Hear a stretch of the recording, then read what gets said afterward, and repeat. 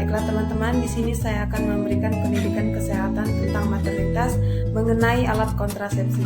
Pertama, saya akan menjelaskan tentang keuntungan dan efek samping dari pil KB. Kemudian yang kedua, saya akan menjelaskan keuntungan dan efek samping dari kondom. Yang ketiga, saya akan menjelaskan tentang keuntungan dan efek samping dari implan. Yang keempat, saya akan menjelaskan keuntungan dan efek samping IUD.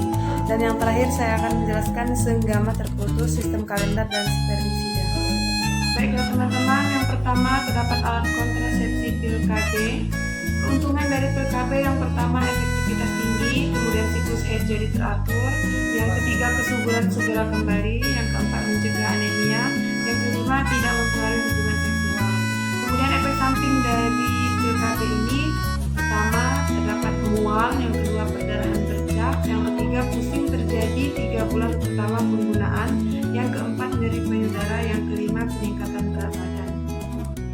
Suntik KB kerugiannya itu yang pertama bahan pola haid, kemudian yang kedua mual nyeri kepala, yang ketiga tidak melindungi dari PMS, yang kelima pemulihan kesuburan terlambat. Kemudian yang kedua terdapat alat kontrasepsi kondom. Keuntungannya yang pertama tidak mengganggu produksi ASI, yang kedua mudah didapat, tidak perlu resep dari dokter, yang ketiga melindungi diri dari PMS, yang keempat mencegah terjadinya kanker serviks. Kemudian kerugiannya yang pertama agak mengganggu hubungan seksual, yang kedua cara penggunaannya mempengaruhi kebersihan, yang ketiga efektivitas tidak terlalu tinggi.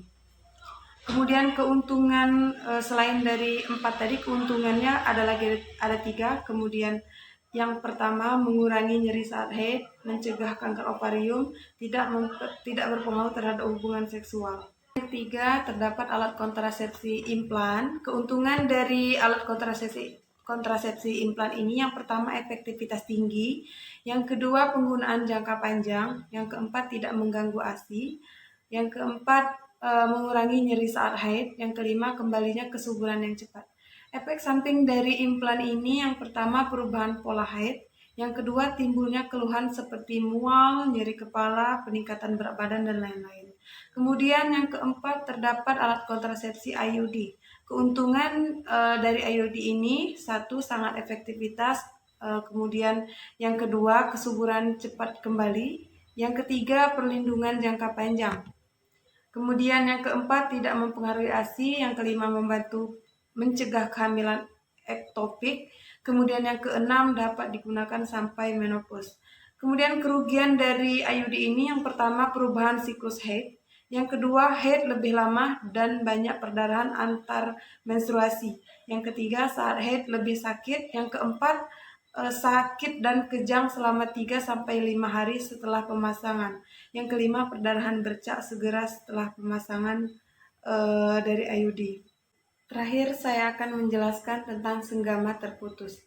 Alat kelamin atau penis dikeluarkan sebelum ejakulasi sehingga sperma tidak masuk ke dalam vagina dan kehamilan dapat dicegah. Kemudian sistem kalender. Cara penggunaan yaitu senggama dihindari pada masa subur yaitu fase siklus menstruasi di mana kemungkinan terjadi kehamilan.